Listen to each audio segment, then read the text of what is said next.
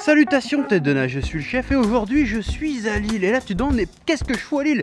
Et ben comme ça je peux aller à Roubaix. Et à Roubaix il y a les locaux d'Ankama dans lesquels on a été invités, mon frère et moi, à passer une journée à l'occasion de la sortie de la saison 3 de Wakfu. Et du coup tu te doutes bien qu'on était comme des véritables oufs parce qu'on est des gros fans de Wakfu et surtout de tout ce que fait Ankama en général, hein. Surtout moi, je connais absolument tout par cœur, mais alors tout. Je suis intestable. La porte des étoiles. J'adore Star Trek. C'est quoi un yop? C'est une boisson à base de yaourt qu'on peut boire à l'heure du goûter. Voilà. Bientôt c'est la fameuse pub. T'as craché dans ton yop? T'es en train de bafouer ce lieu. Goku super saillé d'orange avec une épée, avec un œil.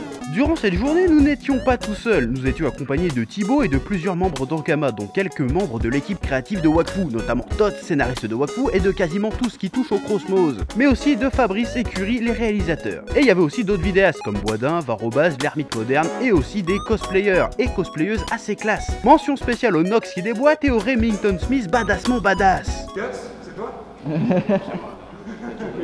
La journée s'est commencée par une petite visite des locaux d'Ankama. On a pu voir de nos petits yeux les studios d'animation avec tout plein de tablettes graphiques trop stylées et d'écrans illuminés d'illustrations grandioses. Malheureusement, nous avions interdiction de filmer, mais c'était quand même très classe. On a pu voir les bureaux réservés au sound design de Wakfu, avec un intervenant qui nous a expliqué les tenants et aboutissants de sa profession avec beaucoup de bienveillance. On fait le bruitage en face, donc on récupère l'image, on monte tout ça, on fait les ambiances, on fait tout ce qui est impact, etc. Donc on fait un peu de recording et on fait aussi beaucoup de montage à partir de banques son. Et donc une fois qu'on a tout, les voix aussi qui sont faites à Paris, on prend du temps ici pour mixer tout ça, pour monter musique, image et voix. Et puis après, on valide ça avec notre cher Fabrice. Il est dans les parages, non? Il est parti, d'accord. Et voilà. On a aussi fait un petit tour du côté jeux vidéo et encore une fois, c'était ouf. Surtout qu'on est des gros passionnés comme nous, fans de joueurs d'univers, de joueurs d'entreprise, de joueurs de milieu, de découvrir l'envers du décor comme ça, c'est vraiment un véritable privilège. Et de l'extérieur, c'est un lieu qui fait un petit peu rêver. Il y a des statues de personnages magnifiques, des posters, des éléments de décor issus de Dofus, des figurines et des BD dans tous les coins. On en a vraiment pris plein les mirettes. Ouais. On est passé devant une statue de Hugo. Oui. Et j'ai fait une blague parce que je me suis dit si Wakfu ça va en Roumanie, on pourrait dire que c'est un Yougoslave. Et là, tout le monde arrive. Mais c'est parce que c'est drôle. Non, tout le monde t'a fait un Jean-Michel jeu de mots. Jean-Michel jeu de mots. L'argent des abonnés. L'argent des abonnés. Et ils avaient même une salle de sport. Et sportif comme je suis, hein, tu me connais, je me devais de l'essayer un petit peu. Bah ouais. Vas-y, je mon max au développé couché. Ils ont des poids de 10 kilos.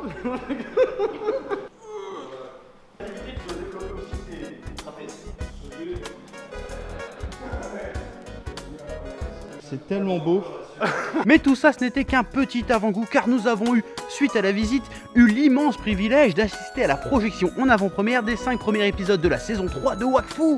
Et si tu connais pas Wakfu, c'est juste la série d'animation française de ces dernières années à ne vraiment pas manquer. Parce que si t'es fan de Dragon Ball, Saint Seiya et d'autres animés d'aventure à l'ancienne de genre, Wakfu c'est clairement fait pour toi.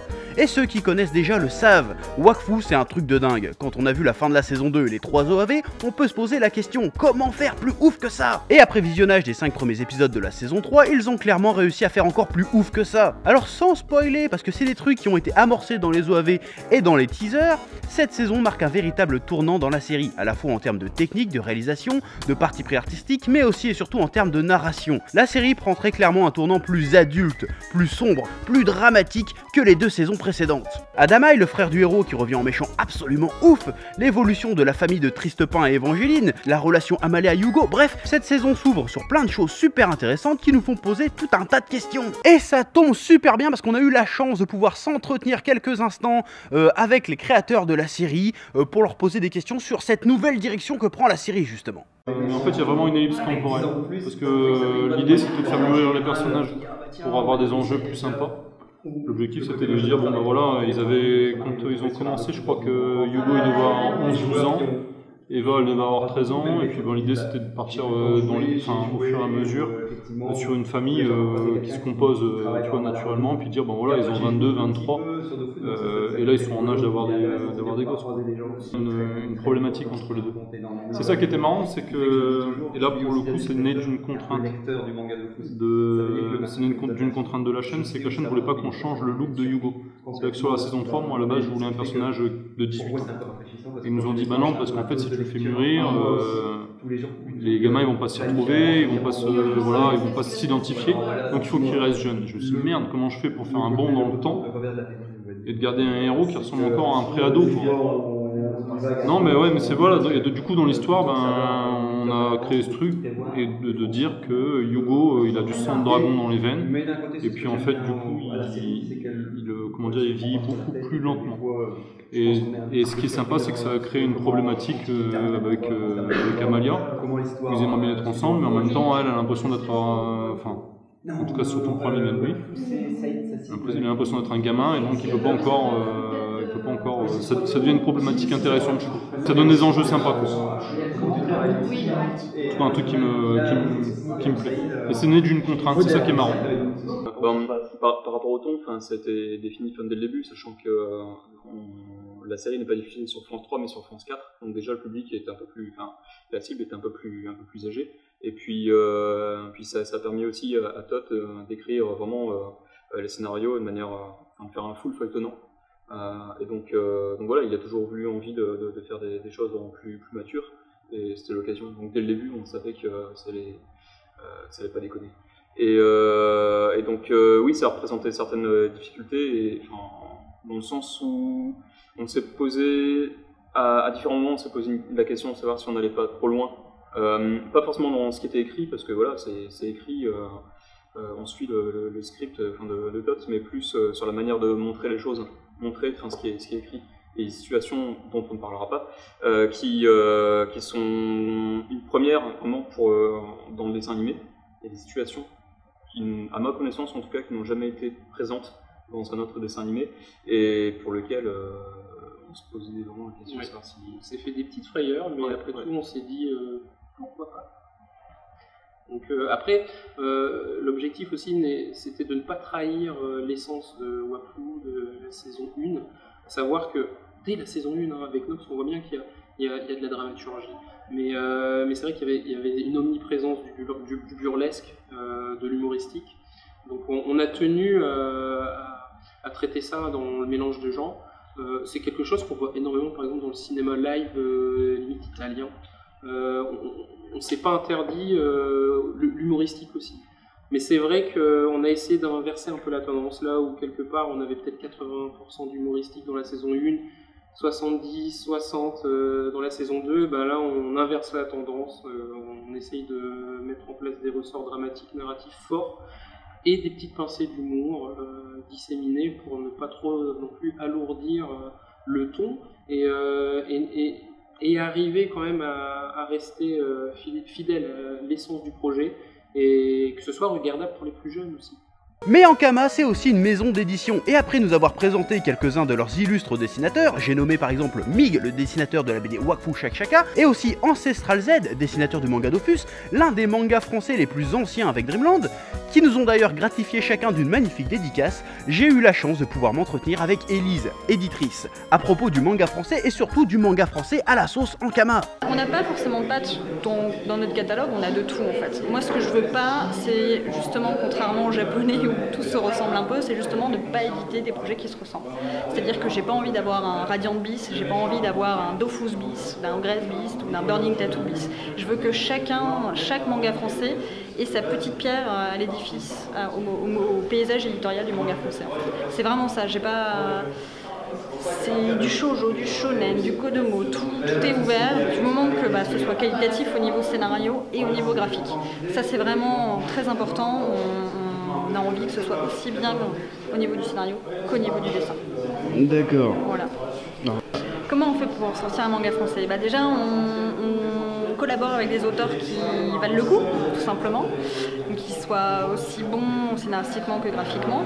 L'auteur peut être complètement complet. Un auteur complet, il peut très bien faire le scénario, les dessins, les trames, il peut tout faire en fait. Voilà. On peut avoir aussi 3 personnes, un assistant décor, un dessinateur et un scénariste. On n'est pas du tout fermé à ça. La recette miracle, bah justement, il n'y en a pas, parce que le manga français, c'est risqué. C'est vraiment des projets à risque, puisqu'en fait, vous connaissez tous le nombre de mangas en France qui sont édités par an. Et bien, faire du manga français, il faut trouver sa place. Bref, on a passé une journée absolument incroyable en leur illustre compagnie. C'est vraiment un privilège d'avoir pu s'entretenir avec des gens aussi passionnés et aussi passionnants.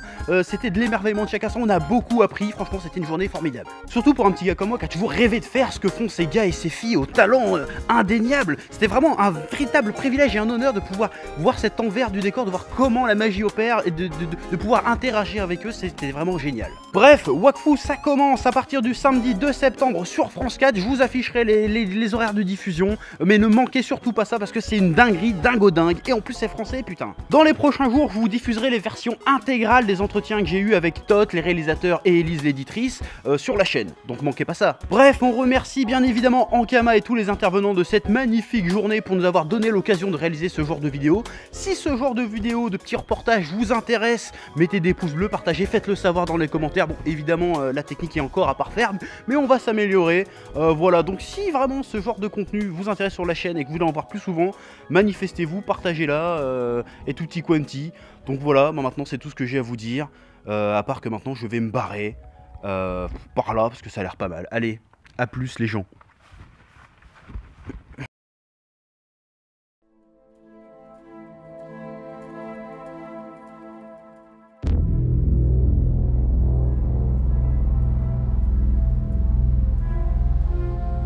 C'est la 3e fois qu'on vient chercher Adama ici. Ad, frérot, je t'ai cherché pendant des mois. Vous êtes venu ici avec pour seule motivation le chaos, sans même comprendre l'importance de ce que la fratrie est en train de mettre en place.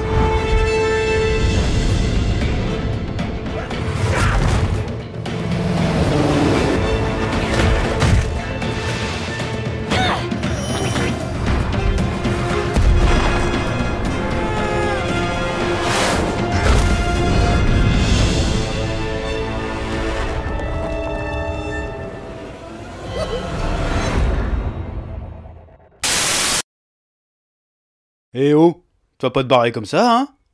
Tu vas laisser un pouce bleu? Un petit pouce bleu, hein? Puis tu regardes aussi les autres vidéos? Parce que voilà, tu t'abonnes? Ouais?